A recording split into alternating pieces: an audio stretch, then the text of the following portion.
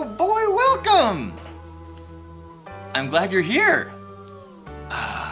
Today I wanted to talk about taking the high road and how taking the high road is its own reward.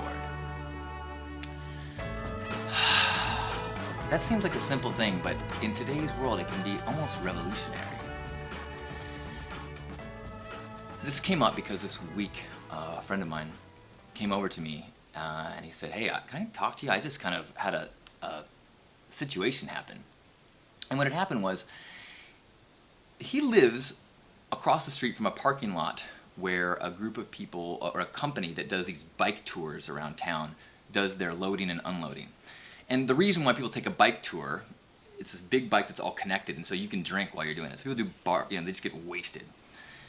And as sometimes alcohol does to people, they get loud and unruly and obnoxious. And so my friend B, he went, and when he saw the owner of the doing a setting up for their next group, went over and said, "Hey, hi, I'm B. I live right here, and I was wondering if you could maybe steer people to being a little bit more quiet. It is kind of a nuisance when we have to listen to that all the time, and and maybe even consider loading someplace that's a little farther from residential areas." And the person's like, okay. And then 3 hours later, a bike tour was done for their drink-a-thon, and as they were unloading, my friend was outside watering his plants. And apparently the owner had said something like, "Hey, keep it down, that guy over there gets upset," or something. And so these drunk people started yelling at him. "That's a guy, party pooper!" And he's like, "Me? What?" So he walked over to talk to the owner and was like, "See, this is kind of what I was talking about. This is a little bit, over." And this now group of 12 people, drunk, starts yelling, "You party pooper, you will give it back!" And my friend is like, "I'm sorry, I'm just trying to get a solution here," and they start screaming at him. Somebody gets up in his face, and of course he's like, adrenaline, but just like trying to be as calm as possible, and just took in all of this aggression, trying to do his best to just like take the high road. And basically, the owner was like, "Look, what am I supposed to do? These are my patrons. I can't control them." And it was very unsatisfying in that interaction. And then so that he could get it on the record, he ended up calling the police, and the police were like, "What do you expect? You live so close to all these bars." And he's like, "Well, it wasn't like this when I moved in. I'd like to try to make." Then the cars drive by, and the taxis, now the same people drive by and they yell at him as they're driving by, and he's like, "Officer?" So all of this happened, and he came to me and he's like, "I feel like I did everything right, and I just got shit on, I just they won, I feel terrible. I'm all like, ugh, and I was like, you know what? Let me see if I can try to reframe this, because that sounds horrific. The only thing that would be worse is if they actually physically assaulted you. But basically, you took on this massive negative energy, negative, and you took the highest road possible and just said, I'm going to not meet your anger with anger. I'm not going to meet your fist with a wall. I'm just going to try to absorb and deflect as best I can and try to just do what I know to be right." And it can be easy to think that if you looked at that chapter from the time that he talked to the owner to the time that they drove by in a cab and yelled at him, that the high road sucks. And I said, well, let's think about it differently. What if you think of it, the game is differently. The game is not, can I get people to stop acting like assholes? The game isn't, can I try to make the world fair? The game isn't, can I try to stop any bad people in the world? The game is that all of those bad people is actually the terrain, the board. That is the field that we're playing on. And all of these assholes are, these are the draw card. Oh, I got to deal with this now. How am I going to deal with it? And so the way I see this, as you tell me the story, is, dude, you just hit it out of the park. You just got slammed with the most gnarliest of challenges, and the universe testing you, and you passed with flying colors. Now you feel aggressive, you feel like terrible right now, and because of course you've taken on all this energy, and everyone I know, outside of maybe my grandpa and the Dalai Lama, when you receive that energy, it takes a little bit of time to kind of get it out of you.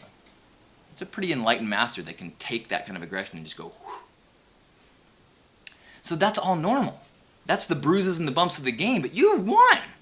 The problem is, if you just measure it in that group, those people are probably like, that chump, we showed him, we win. Meanwhile, they have their lives and their unexamined lives to live in and to be with, and where the peace of taking the high road is not a part of their lives. And so when you can reframe the situation so that they're playing this game, if I win this game, I'm still an asshole. If I win this game, I still have a garage full of motor vehicles and jet skis and stuff, while I know there are people that I know and love that are suffering. I still die with toys, but without knowledge that I was a good person. Our culture plays that game. Our media plays that game. Our economic system is all about that game. And so we have to, however, whether it's joining together once a week here, or with friends, or with books, or with whatever it is, to be like, wait a minute, I don't play that game. Or I don't want to. Or I don't want to play it with the same fervor that would make me sacrifice the game that I'm really playing, which is, how can I be my best self? How can I be most in alignment with my highest, loving, divine vibration? And now that doesn't mean you always do it. It means you're always trying. You're always trying. And so when you have a situation like this, even if you would have, yelled back or said, knock it out, I mean, whatever, that's still, that's still pretty good. You do the best you can. And it's playing the game that actually matters. Now, we're told as a kid, it doesn't matter if you win or lose. It's how you play the game. That was not my experience growing up. I don't remember ever, hanging out with the rest of the kids that were, at the end of a kickball game and going, oh man, they really killed us. But we really had a lot of camaraderie out there, guys. Yay! Go Team Spirit! Or maybe you did, in which case I want to play with you more. But we really don't value that. In fact, it's so deep. Culturally, I believe that we say it's not a bad thing to cheat and steal. It's a bad thing to get caught. I'm like, what? That's my perception. Is that really what? And I saw this thing on CNN. It was saying that 30% of high school students have stolen from a store, and 64% have cheated on a test. And that's when you ask them. 64% said they cheated on a test. And why? Because it does matter if you win or lose. It doesn't matter how you play the game in the eyes of our culture. That's what we teach. Look at who our leaders are. Look at how, politicians say, nope, never did that. Oh, you actually have footage of me doing it? Yeah, okay, I did it. And up until that time, we consider them awesome. Up until someone is caught cheating on their wife, we kind of say, whatever, you're good. And we certainly value someone who creatively bends the rules and ends up being a financial success. We think that's awesome. We don't shun somebody because they, sent jobs overseas and destroyed our economy while they made themselves rich. We just say, it's clever, you're rich. Can I borrow some money to put some tea? Anyway, listen to this quote I saw. They were interviewing, and this kid said, this is a high school student, what's important is getting ahead. The better grades you have, the better school you get into, the better you're going to do in life. And if you learn to cut corners to do that, you're going to be saving yourself time and energy. In the real world, that's what's going to be going on. The better you do, that's what shows. It's not how moral you were in getting there. And you know what? Of course he thinks that. That is our cultural belief. But what I'm suggesting is that when you play the game, that cultural game, the opportunity to win is almost non-existent.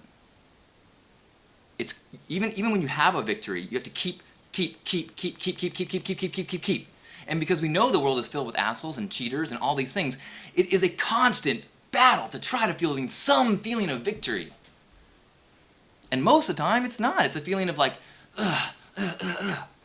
But if you instead switch the game so that it's not about being a success by those terms in this world, but instead say, the world is the playing field, the game is how can I be my best self within it, then you can win in every single moment. Every decision you make, every day, you can be in a place of, I'm doing it. I'm doing the best I can. Winner. Win, win, win. And of course, you're going to have people who are going to yell at you and drunkenly and make you think, you should play our game because you suck at it. Face. But if you can remember, wait a minute, that game sucks. Even when you win that game, it sucks. Even when you win that game, you're teaching your kids to be a jerk. I remember seeing a father dragging his kid across the street, kind of like lecturing him for something he'd done. And all I heard was him say, no, listen, you screw them before they screw you. I was like, oh. But how many of us are taught that in some way or another?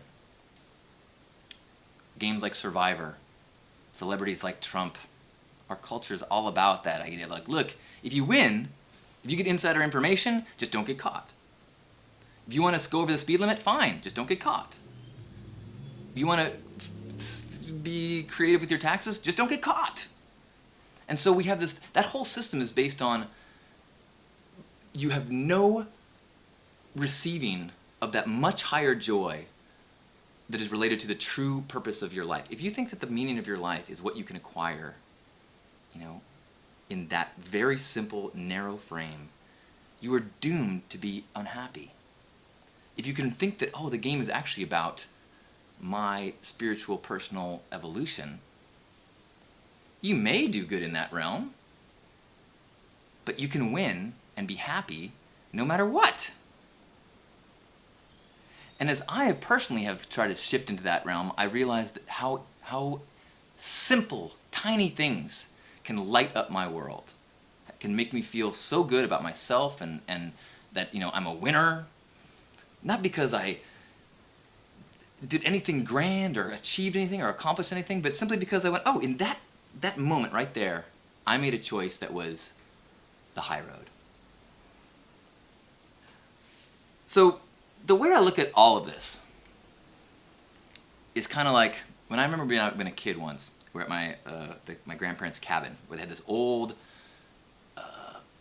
pool table, and it's kind of run. The bumpers weren't that good, and there were chips and everything, and so the kids would go upstairs, and we didn't know how to play pool, so we would make up our own games, like how many walls can you make a ball hit? How dun dun dun dun. Yay, that was 4. Dun dun dun. Oh, that was 3. That kind of game. I remember playing that for hours and having so much fun. And then a parent coming in and being like, "What are you doing? No. This is how you play. This is how you play pool." And so here we were playing a game where everybody wins every time. We're just having fun. And we were told that that was the wrong way to play. The right way to play is that one person has to beat another person. And here are the rules. It's like, wow. How much of what our lives could be like would be like throwing pool bells around and giggling and laughing? How much of things that potentially are joyful things do we not give our energy to, do we not even pay attention to, because we have been trained in the one game is that our culture matters. You know, these kids believe, look, you gotta, you know, do what you can to get ahead, because that's the game. How different would it be if we were all reminded that the winners are the ones who get the best sleep, maybe, happiest, most content, most artistically fulfilled, least shy, least anxious. These are the things that, you know, we could start to value in the game that you play with yourself.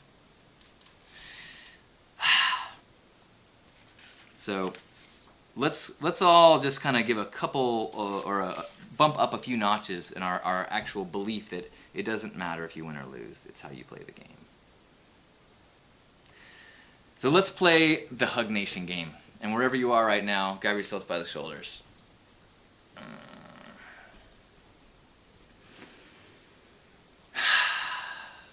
And know that everybody in your world, even those that are caught up deeply in the acquisition game, are just playing a game, and deep down they have that same dormant game that we have too, of being their best selves. They just don't even really know that it's there. They might not even be aware of how much deeper joy and contentment it can bring. Heck, we know about it and it's still hard to remember all the time. So let's forgive them, let's forgive ourselves. Let's acknowledge that there is so much joy and appreciation and gratitude that can be found everywhere in how we play the game. And that when we can shift that and recognize that everyone around us, doesn't matter what they're doing, we don't have to get too caught up in what they're doing. What we have to do is be our best selves and celebrate the opportunity we have, the free choice, the free will we have. Not so that it can get us ahead of anyone else, so that it can get us to be our highest self. Thank you for following that as best you can. It inspires others. So let's take a deep breath and be connected to everyone, wherever they are, whatever game they're playing, and just know that in this place and this time, we honor everyone as connected in their perfect place. Take a deep breath in through the nose. 2 more.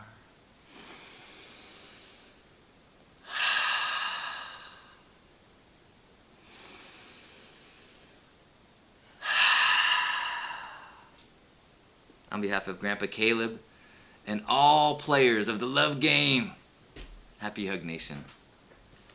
I love you. Namaste.